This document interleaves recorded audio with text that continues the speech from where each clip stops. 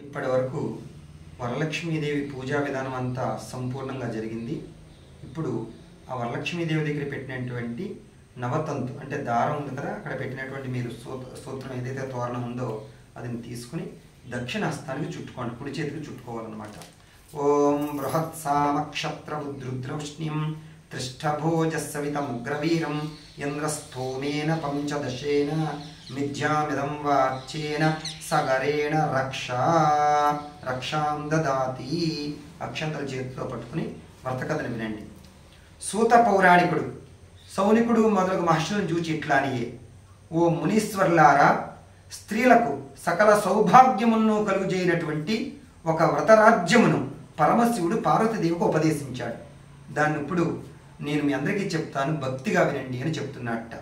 ఒక రోజున కైలాస పర్వతమున వజ్ర విద్రుమ వైడూర్యాది మణి కణకచితుండైన సింహాసనందు పరమశివుడు కూర్చుండి ఉండగా పార్వతీదేవి వచ్చి పరమేశ్వరునికి నమస్కరించుకుని, ఓ దేవా, లోకమునందు స్త్రీలు ఏ వ్రతము వనరించినట్లయినా సర్వ సౌభాగ్యములను పుత్ర పౌత్రాదులను కలిగి సుఖంగా ఉంటారో అటువంటిది ఏదైనా ఒక వ్రతం ఉంటే నాకు ఆనతీయండి స్వామి అని చెప్పి వేడుకొందిట. ఆవిడికి తెలియక కాదు, మనం అందరం వింటామని అడిగింది ఆవిడ. పాపం ఆవిడ సర్వమంగళ, మొత్తం జగన్మాత, ఆవిడికి తెలియని ఉండదు, కానీ మన కోసం ఆయన భర్తను అడిగింది అనమాట. అలా మనం అర్థం చేసుకోవాలి. అందుకని అప్పుడు పరమశివుడు చెప్తున్నాడు, ఓ మనోహరి, స్త్రీలకు పుత్ర పౌత్రాది సంపత్తులను కలుగజేసడి వరలక్ష్మీ వ్రతము అనేటువంటి ఒక వ్రతం కలదు. ఆ వ్రతాన్ని శ్రావణ మాస పౌర్ణములకు ముందుగా వచ్చడి శుక్రవారం నాడు చేయవలేను అని చెప్పాట. చెప్పగానే అప్పుడు పార్వతీదేవి అడుగుతోంది, ఓ నీలకంఠ, నీవు ఆనతిచ్చిన ఆ వరలక్ష్మీ వ్రతాన్ని ఎట్లా చేయాలయ్యా? ఆ వ్రతానికి విధి ఏమిటి?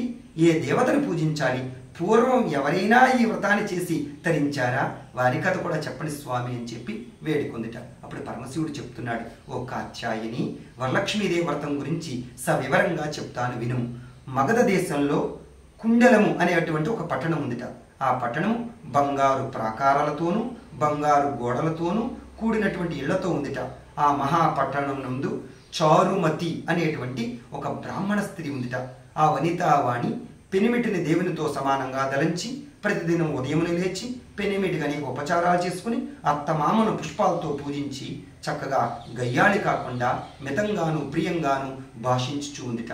ఇట్లా ఉండంగా ఆ మహాప్రతివ్రత యందు మహాలక్ష్మికి అనుగ్రహం కలిగి ఒకనాడు స్వప్నంలో ప్రసన్నమై, ఓ చారుమతి, నేనే వరలక్ష్మీదేవిని, నీ అందు నాకు అనుగ్రహం కలిగి ప్రత్యక్షమైతిని. శ్రావణ మాస పౌర్ణమునకు ముందుగా వచ్చే శుక్రవారం నాడు నన్ను సేవించితివేని నీవు కోరిన వరమునిచ్చుతాను అని చెప్పిందిట.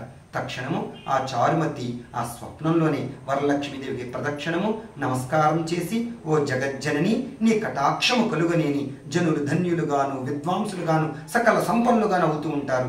నేను నా జన్మాంతరమును చేసిన పుణ్య విశేషం వలన ఈ రోజున నీ పాదదర్శనం నాకు కలిగింది అని నమస్కరించుకుందిట.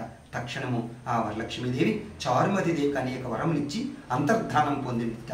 తక్షణం చారుమతి నిద్ర మేల్కొని ఇంటికి 4 మూలలా వెతుక్కుందిట.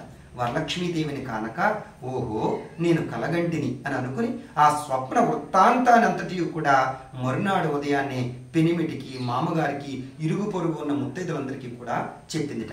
వాళ్ళందరూ, అమ్మా చారుమతి, నీకు వచ్చినటువంటి స్వప్నం చాలా ఉత్తమమైనటువంటి స్వప్నం. మనమందరం కూడా శ్రావణ మాసం వచ్చిన తోడనే అవశ్యంగా ఈ వ్రతాన్ని చేసుకుందాం అని చెప్పారట. వీళ్ళందరూ ఈ శ్రావణ మాసం ఎప్పుడు వచ్చినా అని ఎదురు చూస్తూ ఉన్నారట.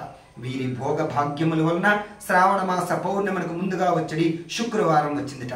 అంతటా చారుమతి మొదలగు స్త్రీలందరూ కూడా మనకి ఈ దినమే కదా వరలక్ష్మీదేవి చెప్పిన దినము అనుకుని ఉదయమున లేచి తలస్నానములు చేసి చిత్రవస్త్రములు కట్టుకుని చారుమతి దేవి గృహమునందు ఒక ప్రదేశమునందు గోమయము అరికి అష్టదళ పద్మములు ఏర్పరిచి అందుకు ఆసనం వేచి దానిపై బియ్యం పూసి దాని మీద ఒక కలసను ఏర్పాటు చేసి దానిలోనికి వరలక్ష్మీదేవిని ఆవాహన చేసి సాయంకాలమున పద్మాసనే పద్మకరే సర్వలోకైక పూజితే నారాయణీ దేవి సుప్రీత భవ సర్వదా అను శ్లోకంచే ధ్యాన ఆవాహనాది షోడశోపచార పూజలు చేసి 9 సూత్రములు పోసినటువంటి తోరణమును దక్షిణాస్తమునకు కట్టుకుని వరలక్ష్మీదేవికి నానావిధ భక్ష భోక్షాదులను నైవేద్యం పెట్టి షోడశోపచారాలు చేసిన పిమ్మట ఆ ఇంట్లో ఒక ప్రదక్షిణం చేశారట.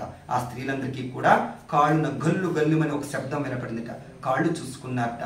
గజ్జలు మొదలగు ఆభరణములు కనబడ్డాయట. ఓహో, ఇవి వరలక్ష్మీదేవి వరప్రసాదం వల్ల మనకు కలిగాయి అని అనుకుని పరమానందాన్ని పొంది మరొక ప్రదక్షిణం చేశారట.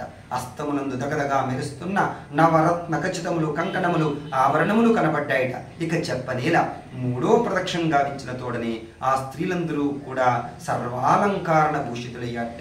చారుమతి మొదలగు స్త్రీల గృహములన్నీ స్వర్ణమయం, బంగారంతో నిండి ఉన్నాయట.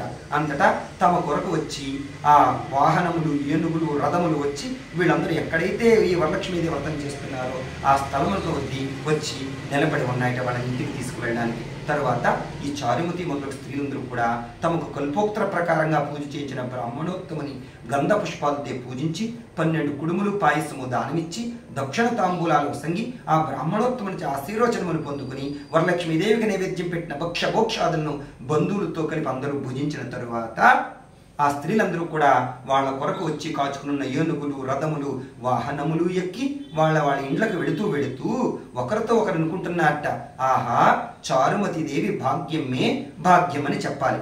ఎందుకంటే వరలక్ష్మీదేవి తానంతట తానే వచ్చే స్వప్నంలో ప్రసన్నమైంది. ఆ చారుమతితో పాటు మనకి కూడా ఈ రోజు ఇంత భాగ్యము, సంపత్తు కలిగాయంటే కారణం ఆ చారుమతే కదా అని ఆ చారుమతి దేవిని మిక్కిలి పొగడుతూ తమ ఇంట్లోకి చేరారట.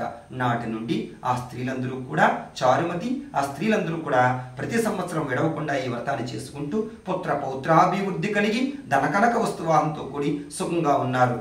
కావున ఓ పార్వతి, ఇదంతా ఎవరు చెప్తున్నారు? పరమశివుడు చెప్తున్నాడు. కావున ఓ పార్వతి, వ్రతములలో ఉత్తమమైనటువంటి వ్రతాన్ని బ్రాహ్మణాది 4 జాతుల వారు చేయవచ్చును. అట్లా వనరించిన సర్వ సౌభాగ్యములు కలిగి సుఖమును పొందుతారు. ఈ కథ వినువారుకును చదువు వారుకును వరలక్ష్మీదేవి ప్రసాదం వల్ల సకల కార్యములు సిద్ధించును.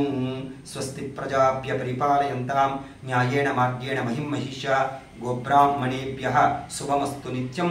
లోకా సమస్తా సుఖినో భవంతు. సర్వే జనా సుఖినో భవంతు.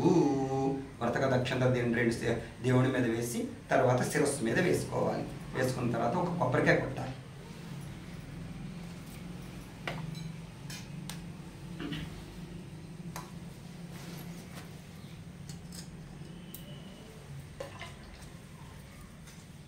యాః పల్నేర్యాపలాపుష్ప యాశ్చ పుష్పణీః బృహస్పతిర్ప్రసోద స్థానో మంచత్వమసః ఫలం మనోరథలం పుత్ర పౌత్ర ప్రవర్ధనం యస్మాత్ తస్మాత్ శివం మే అతః శాంతిం ప్రయశ్చ మే. దేవుడి మీద వేయకూడదు ఇంక నీకు.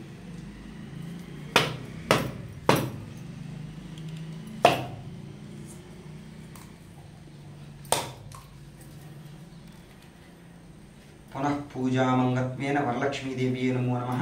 నారికేళ సకలాన్నివేద్యమం ప్రథమాత్మే నమః, ద్వితీయాత్మే నమః, తృతీయాత్మే నమః, చతుర్థాత్మే నమః, పంచమాత్మే నమః. మధ్యే మధ్యే పానీయం సమర్పయామి. హస్తో ప్రక్షాళయామి, పాదో ప్రక్షాళయామి. పునః శ్రద్ధ ఆచమనీయం సమర్పయామి. ఉత్తరాపోసనం సమర్పయామి. తాంబూలార్థం అక్షతాన్ సమర్పయామి. మంగళ నీరాజనం సమర్పయామి.